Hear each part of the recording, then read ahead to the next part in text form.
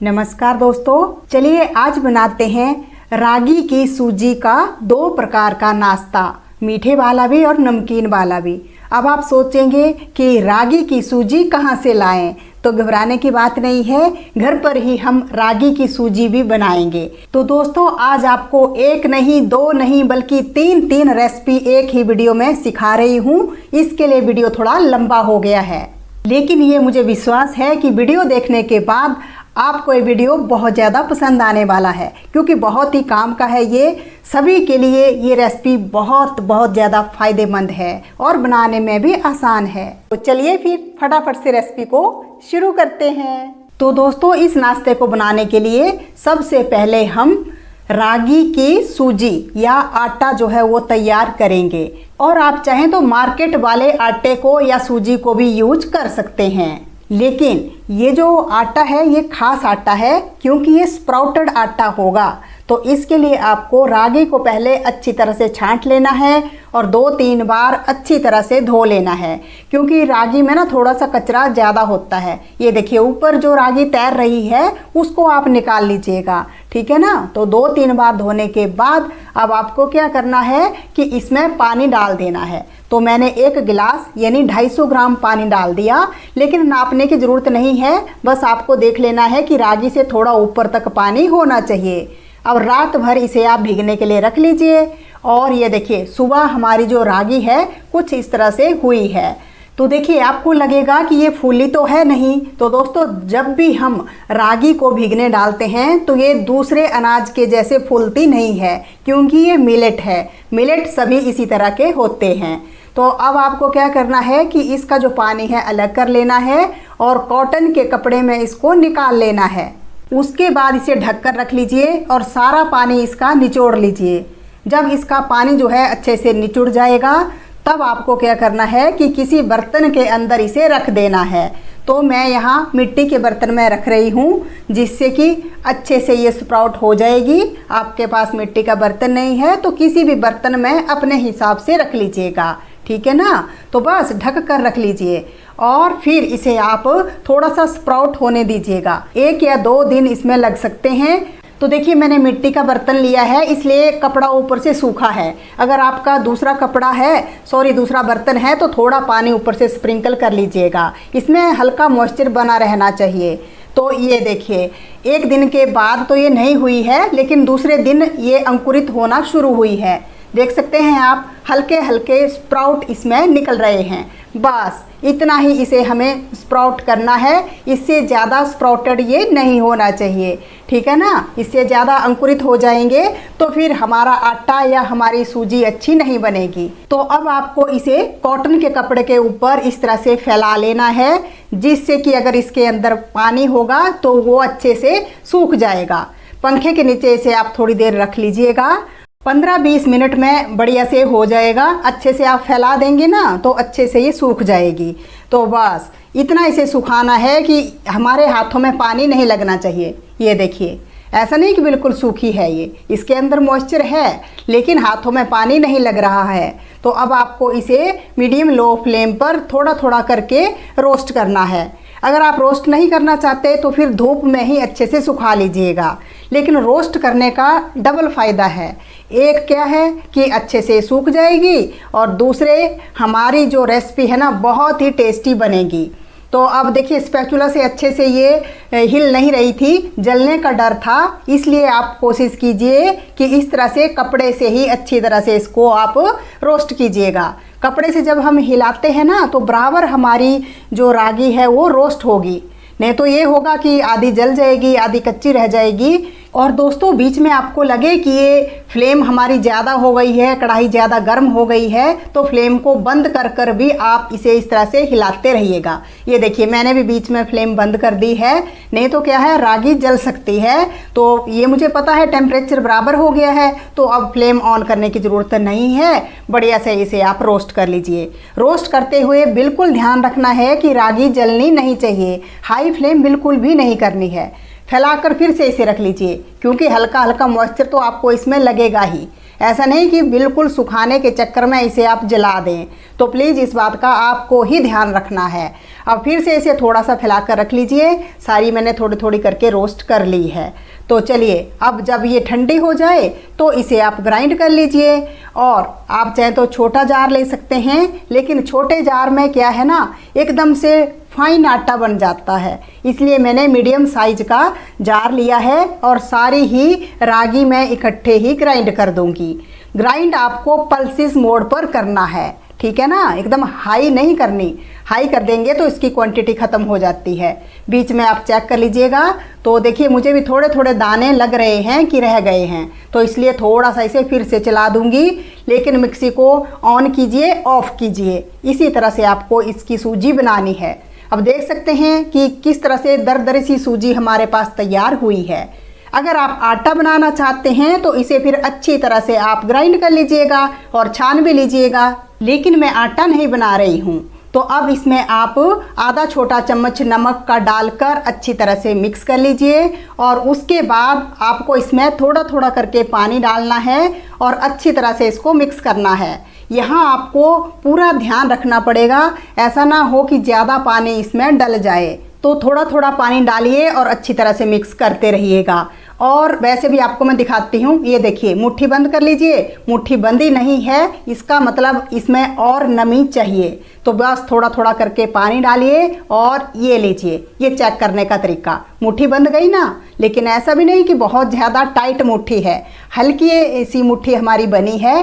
बस अब इसकी जो गुठलियाँ हैं आपको अच्छी तरह से दोनों हाथों से हटा लेनी है। इसमें गुठलियाँ बिल्कुल नहीं रहनी चाहिए, इस बात का ध्यान रखिएगा। दोस्तों, बहुत ज़्यादा अच्छी रेसिपी है, इसे ज़रूर ट्राई कीजिएगा। ये देखिए, बढ़िया सा हमारे पास इसी तरह का टेक्सचर इसका होना चाहिए। हल्का हल्का मॉइस्चर है इसमें। तो अब आपको क्या करना है कि स्टीमर लेना है, नहीं तो कढ़ाई ले लीजिए। कढ़ाई के ऊपर आप छन्नी रखिए मेरी तरह, और कॉटन का कपड़ा रख कर जो आपने रवा या आटे से बना रहे हैं तो आटा लिया, उसे इस तरह से हल्के हाथों से फैला लीजिए। बहुत ज़्यादा दबा दबा कर या बहुत ज़्यादा मोटी लेयर भी नहीं होनी चाहिए। ज़्यादा मोटी लेयर होगी तो फिर पकने में टाइम ज़्यादा लगेगा और फिर हो सकता है नीचे जो आपने कढ़ाई में पानी डाला हो वो सूख जाए। तो इस बात का भी आपको पूरा ध्यान रखना है। तो अब हाई फ्लेम करनी है, ऊपर से कपड़ा ढक कर इसे आप ढक्कन लगाकर स्टीम कीजिए। कम से कम 15-20 मिनट इसमें लग जाएंगे। तो ये देखिए, 15 मिनट के बाद में मैं चेक कर रही हूँ तो वैसे तो अच्छी तरह से ये स्टीम हो गई है, देखने से ही पता लग रहा है साइज इसका इंक्रीज़ हो गया है। फिर भी आप इसे चम्मच से थोड़ा थोड़ा हल्के हाथों से उथल पुथल कर लीजिए और 5 मिनट के लिए इसे ढककर फिर से पकाइए। ये देखिए, ये पहचान है कि अभी इसकी गोली नहीं बन रही है, इसका मतलब और स्टीम करने की ज़रूरत है। तो ढक कर फिर से इसे स्टीम कीजिएगा। हाई फ्लेम नहीं करनी है, मीडियम फ्लेम पर ही मैं इसे स्टीम कर रही हूँ। तो चलिए अब चेक कर लेते हैं। तो चेक करने का तरीका है कि फिर से आप थोड़ी सी रागी उठाइए यहाँ से और इसकी गोली बनाइए। क्योंकि बहुत गर्म है ना, इसलिए थोड़ी सी दिक्कत तो आ रही है, लेकिन आप देख सकते हैं बढ़िया सी गोली इसकी बनी है। तो बस अच्छे से स्टीम हो चुकी है। अब इसे आप नीचे उतार लीजिए। तो चलिए, सबसे पहले हम मीठे वाली रेसिपी बनाएंगे, जिसे कि रागी पुट्टू भी कहा जाता है। तो अब आपको थोड़ी सी मूंगफली लेनी है। कच्ची मूंगफली है तो इसे आप इस तरह से रोस्ट कर लीजिए, छिलका इसका आप निकाल लीजिए। और ये ऑप्शनल है, अगर आपको मूंगफली पसंद नहीं है तो रहने दीजिएगा। साथ में मैंने यहाँ तिल डाल दिए। तिल भी देखिए हेल्थ के लिए अच्छे हैं। बादाम डाल लीजिए, काजू डालिए, जो आपको पसंद हो, ठीक है ना। ये मैं भुनी हुई चने की दाल भी डाल रही हूँ। तो अब आपको क्या करना है कि इलायची पाउडर डालना है, नहीं तो मेरी तरह इलायची साथ में ग्राइंड कर लीजिए। बढ़िया सा पाउडर तैयार हो गया। और ये देखिए, इसे मैंने नीचे उतार लिया था तो ये बढ़िया सा, इसको थोड़ा मैंने रेस्ट दिया, कपड़े के अंदर ही रहने दिया था। तो अब इसे आप परात में पलट लीजिए। तो ये देखिए, इसका कलर भी चेंज हो गया है और बहुत अच्छी खुशबू इसमें से आती है। जब ये स्टीम होती है ना तो खुशबू आने लग जाती है। अब आपको क्या करना है कि अच्छी तरह से इसकी जो गुठलियाँ बनी होगी ना, उन्हें आप हाथों से मसल कर निकाल लीजिए, ठीक है ना। अब 2 तरह की हम रेसिपी बना रहे हैं, तो इसके लिए आधी हम यहाँ से स्टीम किया हुआ जो हमारी रागी है वो निकाल कर रख लेंगे। और जितनी आपको मीठे वाली बनानी है उतनी में आप ग्राइंड किया हुआ मूंगफली बादाम वगैरह डाल लीजिए। साथ में मैंने जैगरी पाउडर डाल दिया टेस्ट के अकॉर्डिंग, और ये घिसा हुआ नारियल। क्योंकि हम हेल्दी रेसिपी बना रहे हैं इसके लिए मैंने गुड़ का पाउडर यूज किया है। अगर आपको गुड़ पसंद नहीं है तो फिर आप चीनी भी डाल सकते हैं। तो ये देखिए मैंने किशमिश भी डाल दी है, क्योंकि बच्चों को भी खिलाना है ना, तो किशमिश उनको अच्छी लगती है। अब आप चाहें तो ऊपर से मेल्ट किया हुआ घी डाल सकते हैं, लेकिन हम छौंक लगाएंगे जिससे और भी ये टेस्टी बनेगी। तो घी को गर्म कर लिया, गर्म घी के अंदर आप चना दाल और उड़द दाल जो है पहले रोस्ट कर लीजिए, क्योंकि ज़्यादा टाइम लगता है ना पकने में, तो इसलिए आप दाल को थोड़ा सा पका लीजिए। उसके बाद फिर ड्राई फ्रूट्स जो है वो डालिएगा जो आपको पसंद हो। अब लास्ट में किशमिश डालनी है और फ्लेम फटाफट से बंद कर देनी है, नहीं तो किशमिश आपकी जल जाएगी। किशमिश बहुत जल्दी से फूल जाती है, देख सकते हैं आप। बस अब आप इसके ऊपर इस छौंक को लगा लीजिए, क्योंकि घी हमारा गर्म है इसलिए चम्मच से पहले मिक्स कीजिए, उसके बाद तो हाथों से ही अच्छे से आपको मिक्स करना पड़ेगा। बहुत बहुत टेस्टी और हेल्दी रेसिपी आपके साथ शेयर कर रही हूँ। और अब इसे सर्व कैसे करेंगे ये देख लेते हैं। आप चाहे तो ऐसे ही खाइए, लेकिन घर में कोई गेस्ट आ रहे हैं या बच्चों को खुश करना हो, कई बार बच्चे पढ़ते नहीं है ना, तो उनको इस तरह से चीज़ें देनी पड़ती है। और बहुत ही हेल्दी रेसिपी है ये, इससे बच्चों का दिमाग भी बढ़ेगा। तो बस अच्छी तरह से चम्मच से दबाकर प्लेट में से आप पलट लीजिएगा। छोटी बड़ी कलछी जैसी भी हो वैसी आप यूज़ कर सकते हैं, नहीं तो आप ऐसे ही खा सकते हैं। तो लीजिए, मीठे वाली रेसिपी तो हमारी तैयार है। अब हम बनाएंगे नमकीन। तो उसके लिए पैन में आप घी गर्म कीजिए और उसमें साबुत जीरा और सरसों के दाने, साथ में हींग जो है वो रोस्ट कर लीजिए। खूब सारा करी पत्ता डाल लीजिएगा। करी पत्ता जितना डालेंगे ना उतना हेल्थ के लिए अच्छा है, बाकी टेस्ट के ऊपर डिपेंड है। तो चना दाल, उड़द दाल और कच्ची मूंगफली मैंने इसमें डाल दी है, इसे हम रोस्ट कर लेंगे। साथ में काजू बादाम जो भी आपको पसंद हो आप डाल सकते हैं, कोई दिक्कत नहीं है, अपने टेस्ट के अकॉर्डिंग बना सकते हैं। अब मैं यहाँ कटा हुआ प्याज भी डाल रही हूँ, अगर आप प्याज नहीं डालते तो स्किप कर लीजिएगा।